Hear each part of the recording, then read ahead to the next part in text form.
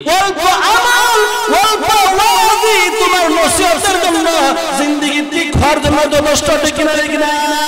এজন্য মুসলমান শুধু জিন্দেগি হেলাই খেলাই চালাইলে চলবে না, জিন্দেগির মোড় ঘুরতে হইব।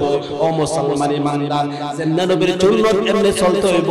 যদি সুন্নাত মতে জিন্দেগি চালাও, তোমার 24 ঘন্টা ইবাদতের মধ্যে শামিল হবে, ঠিক না? এজন্য আল্লাহ বলেন, ওয়া মা খালাকাতুল জিন্না ওয়াল ইনসা ইল্লা লিয়াবুদুন।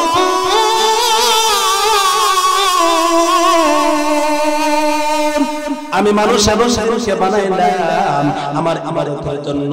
ও মানুষের দল, তোমরা ইবাদত করবা। ইবাদত আইলিয়াসজুদুন, সর্বপ্রথম নামাজ পড়বা। ফরজের মধ্যে সর্বপ্রথম নামাজ পড়তে হইব।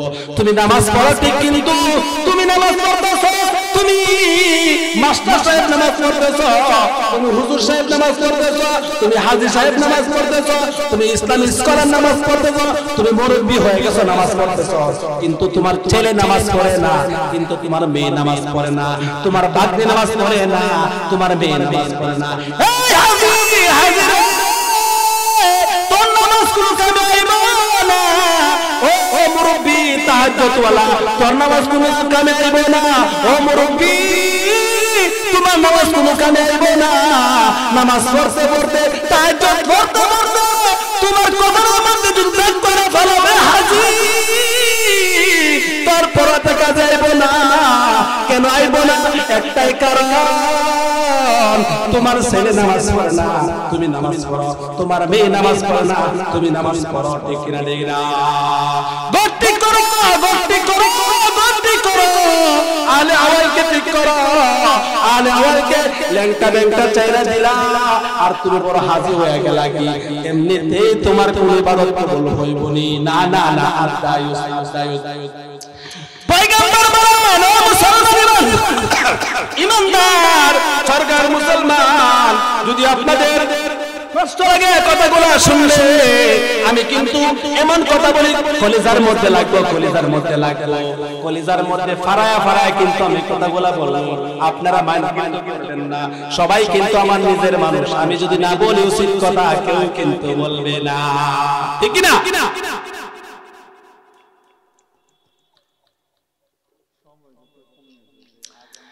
আপনার ছেলে যদি, আপনার মেয়ে যদি জাহান্নাম নয়, দুনিয়ার মধ্যে আগুনের মধ্যে পড়ে যায়, কিন্তু কি করবেন গো? আপনার ছেলেকে বাঁচাইবার জন্য মেরে দিবেন, কিন্তু আপনার ছেলে আপনার মেয়ে নামাজ না পড়ে কিন্তু জাহান্নাম কামাইতাছে। এখানে দৌড় দেওয়ার জন্য আমি কিন্তু তাগিদ করতেছি। ওই তাগিদ যদি আপনি পাবেন, আমি 250 পাবেন, কোনো সমস্যা নাই। মুসলমান ইমানদার, এজন্যই পরিবারকে ঠিক করতে হইব, পরিবারকে ঠিক করতে হইব, ঠিক না? ঠিক না?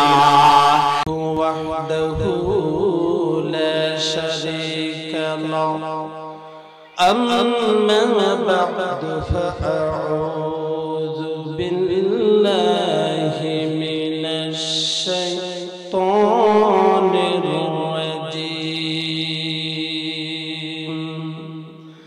বিসমিল্লাহির রাহমানির রাহিম।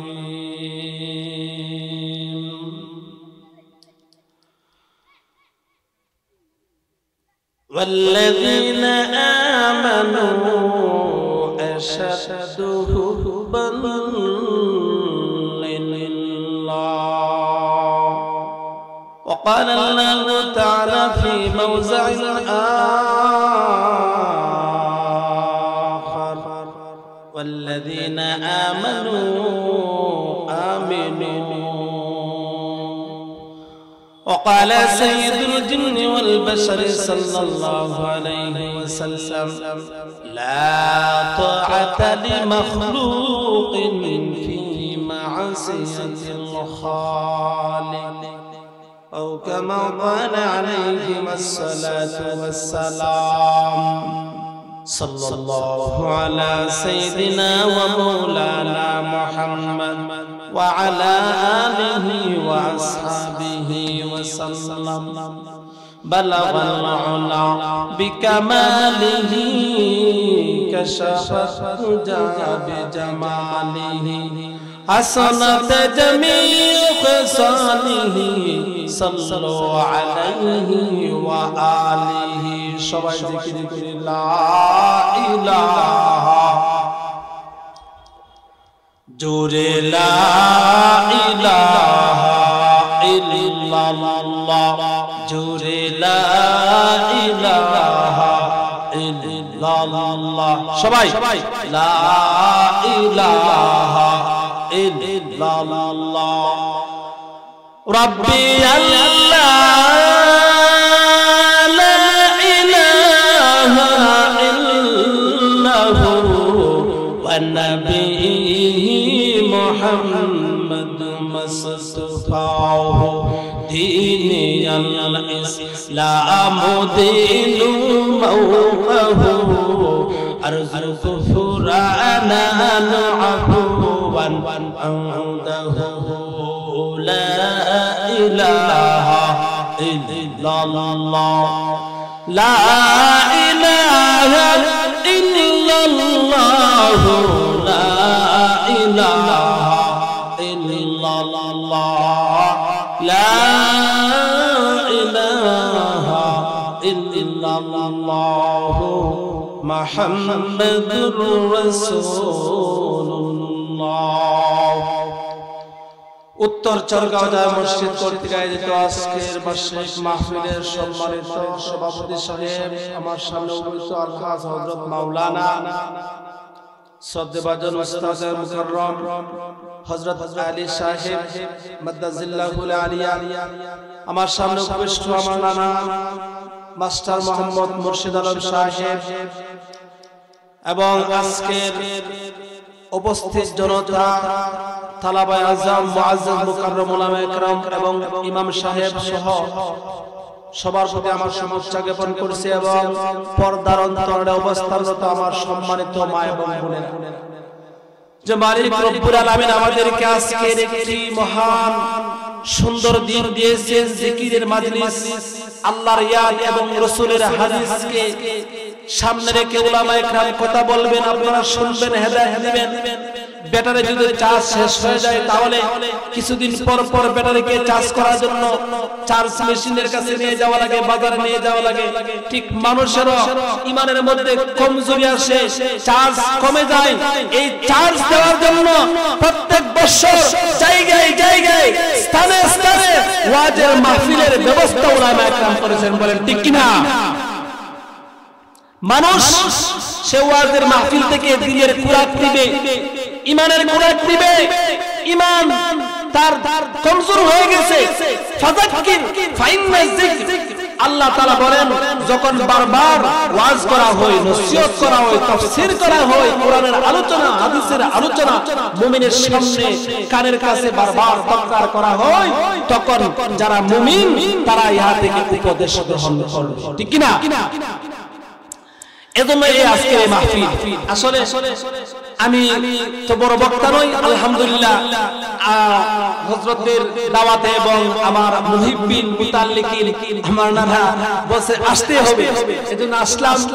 তো আল্লাহ রাব্বুল আলামিন আমাদেরকে এতটুকু কোরআন এবং হাদিস থেকে বলার দু চারটি কথা বলবো ইনশাআল্লাহ, সবাই মনোযোগ সহকারে শুনেন। তো আল্লাহ তাআলা পৃথিবীতে মানুষকে পাঠাইছেন ইবাদতের জন্য, সেই ইবাদত করতে।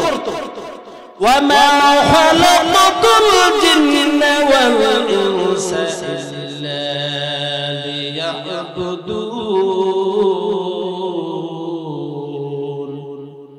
আল্লাহ বলেন আমি মানুষ এবং জিনকে বানাইছি আমার ইবাদতের জন্য। মানুষ এবং জিনকে আল্লাহ বানাইছে ইবাদতের জন্য। ইবাদত কি রে ভাই? ইবাদত কি? এর ব্যাখ্যার মধ্যে মুফাসসিরগণ তাফসীরের কিতাবে লেখে মানুষকে আল্লাহ বানাইছে, জিনকে আল্লাহ বানাইছে ইবাদতের জন্য। কিন্তু আমরা দেখতে দেখে যাই, ইবাদত তো করি না, ইবাদত তো করি না। একজন দেখবেন যে হাল চাষ করতেছে, আর একজন দেখবেন যে ক্ষেতের মধ্যে কৃষি কাজ করতেছে, দেখবেন যে এরকম ভাবে ব্যবসা করতেছে, বাণিজ্য করতেছে, ইবাদত তো করি না, ইবাদত তো করি না। ওরে ভাই কেমনে ইবাদত হইব? আল্লাহ রাসূলের ব্যাখ্যার ভিতর উল্লেখ করেন ইবাদত মানে কেমনে হইব। মুমিন পাঁচ ওয়াক্ত নামাজ পড়বে, পড়ার পর ঘর থেকে বাইরে হইবে, নবীর সুন্নাত তরিকায় চলবে, হাঁটবে কেমনে, চলবে কেমনে, কাজ করবে কেমনে, বাথরুমে যাইবে কেমনে, হাঁটবে কেমনে, সব কিছু নবীর সুন্নাত তরিকা মতো যদি বান্দা করতে পারে, সারা দিনের কাজ কাম ইবাদতের মধ্যে শামিল হবে কিনা ঠিক না? এজন্য আল্লাহ তাআলা বলেন, ও মুমিন চরগার মুসলমান, মনে রাখিও ফরজ নামাজ যার ঠিক আছে, ফরজ রোজা যার ঠিক আছে, ফরজ বন্দেগী যার ঠিক আছে, স্বামীর কথা যারা মাইনা চলো, হারাম কাজ করো না, সুদ খাও না, ঘুষ খাও না, মদ খাও না, গাঁজা খাও না, যারা আল্লাহর ফরজ বিধানকে মাইনা চলো, তারা মনে রাখিও ফরজ বিধানের সাথে সাথে তোমার বন্দেগীর মধ্যে ওয়াজিবাত পড়তে হইব, সুন্নাত পড়তে হইব। সুন্নাত মতে যদি তোমার জিন্দেগি চালানো বান্দা, মনে রাখিও, মনে রাখিও সুন্নাত জিন্দেগি যদি তুমি চালাও, তোমার মুখের মধ্যে থাকতে হইব দাড়ি, তোমার মাথার মধ্যে থাকতে হইব টুপি, তোমার পরনের মধ্যে থাকতে হইব কুর্তা পাঞ্জাবি, তোমার টাই প্যান্ট জিন্স এগুলা পরা যাইব না, এগুলা কিন্তু রাসূলের সুন্নাত না। মুসলমান ইমানদার আমরা শুধু বাচ্চাদেরকে প্যান্ট কিনে দেই, প্যান্ট কিনে দেই, টাই টাই প্যান্ট কিনে দেই, কোনদিন আমরা বাচ্চাদের পাঞ্জাবি কিনে দেই না। ও মুসলমান ইমানদার গো, ঈদের সময় বাচ্চাদেরকে আমরা ফ্যান কিনা দিই, আমরা আবার বলি ইসলামী মাইন্ডের মানুষ, আমরা আবার বলি ইসলামী মাইন্ডের মানুষ, আমরা নামাজ পড়ি, রোজা রাখি, আমার বাপ মুসলমান, মা মুসলমান, কেমনে আমি দিলাম ফ্যান কিনা? না না না, ফ্যান তো বলে শুনল না, কেমনে দিলাম জিন্সের প্যান্ট কিনে দিলাম, কিন্তু ও যুবক ভাই যারা শুনবেন তাদের কিন্তু খারাপ লাগবে। হুজুর আমাদের ফ্যানের বিরুদ্ধে বলতে আছে, ফ্যান যারা কিনবেন অধিকাংশ মানুষ কিন্তু তারা মোটা লাগে, কিন্তু বসিয়া বসিয়া প্রস্রাব করতে পারবেন না রে ভাই, ঠিক কিনা? ঠিক না? প্রস্রাব করতে গেলে ফ্যান দাও পড়ো, ওয়াজ বেশি দরকার না। আজকে একটা ওয়াজ দাও চরগার মুসলমান, বাচ্চাদেরকে যারা লালন পালন করতেছ, আজকে থেকে কোনদিন বাচ্চাদেরকে ফ্যান কিনদাই মু না, আজকে থেকে বাচ্চাদেরকে সুন্নতি লেবাস কিনদাইমু, শার্ট কিনদাইমু না, শার্ট কিন্তু সুন্নতি লেবাস না, আজকে থেকে বাচ্চাদেরকে পাঞ্জাবি পরামু। এই তোমাকে কোন বুতে ধরলো, কোন বুতে কিলাইলো? তুমি নবীর সুন্নাত কইলা, তুমি নবীর সুন্নাত, নবীর যে সুন্দর আদর্শ, নবী এটা পছন্দ করেন, আর তুমি বলো না দুনতার নাই কেন, আমি এটা পছন্দ করি না। নবী কয় আমি সুন্নাত পছন্দ করি, তুমি বলো সুন্নাত পছন্দ করি না। নবী বলে আমি টুপি পছন্দ করি, তুমি বলো না না আমি টুপি পরবো না, ক্যাপ পরবো, আমি ক্যাপ পছন্দ করি। নবী বলে পাঞ্জাবি আমি পছন্দ করি, তুমি উম্মত হয়ে বলো না আমি শার্ট পছন্দ করি, ঠিক না? ঠিক না? হে মুসলমান, তুমি কোন নবীর সুন্নাত কই? ওয়াজ বেশি লাগবে না, ওয়াজ কম হোক, আমল বেশি হোক। আখলিস দীনাকা ইয়াকফিকাল আমালুল কলিল,